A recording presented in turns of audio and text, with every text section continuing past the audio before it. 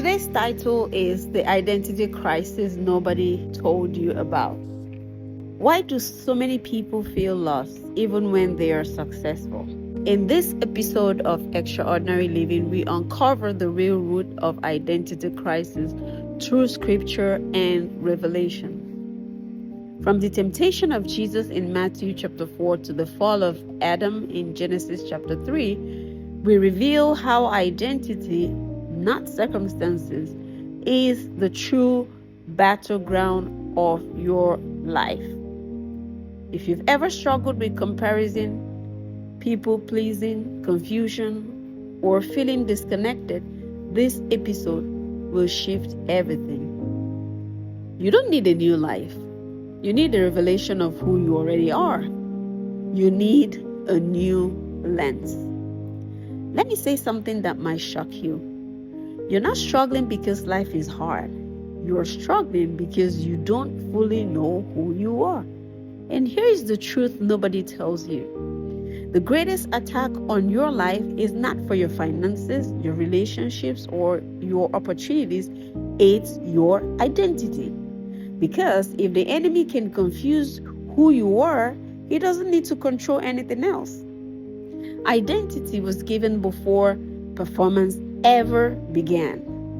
Before Jesus performed miracles, before he healed anyone, before he preached, God said to him, "This is my son, my beloved son, in whom I am well pleased."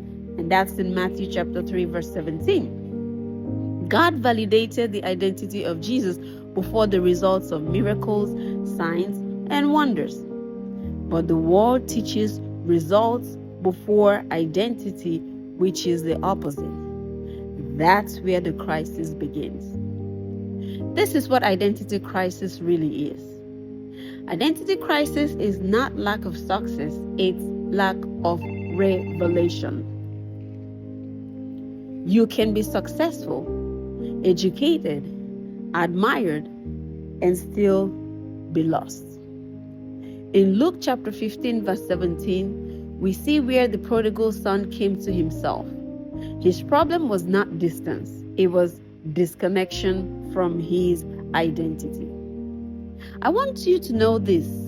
The enemy doesn't steal things, he distorts identity. In Matthew 4, chapter 3, Satan says to Jesus, "If you are the Son of God." The temptation was not about turning stones to bread. It was about proving identity that was already established. God had already said in Matthew 3:17, "This is my beloved son." But Satan comes with one word, "if." The strategy of the enemy. He introduces doubt where God already spoke truth. Because if he can make you question it, he can make you try to prove it. The greatest spiritual attack is the introduction of "if" into what God already said.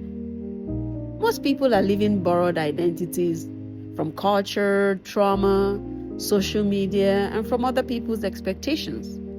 If you don't discover who you are, you will accept who people say you are. Look at Adam. Adam lost identity before he lost the garden in Genesis chapter 3 from 7 to 10. He disobeyed God and went into hiding. God was searching for him in the garden. And this was his response to God. "I was afraid because I was naked." God asked him, "Who told you that you were naked?" Before sin removed him from the garden, it altered how he saw himself. Identity shifted first, behavior followed after. That's still the pattern today. These are signs you are in an identity crisis. When you constantly need validation, you compare your life to others, you feel lost even when progressing, you fear being misunderstood, you overthink decisions, you chase approval more than purpose. You're not broken, you're disconnected from truth.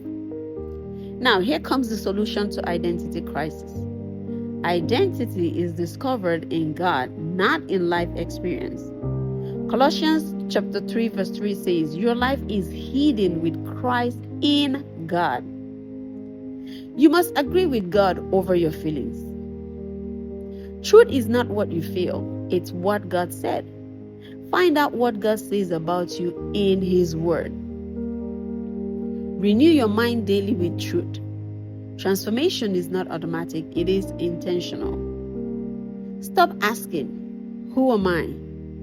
and start asking, "Who did God say I am?" You can find who you were in 1 Peter chapter 2 verse 9. You are chosen, you are royalty, you are holy, you're God's special possession.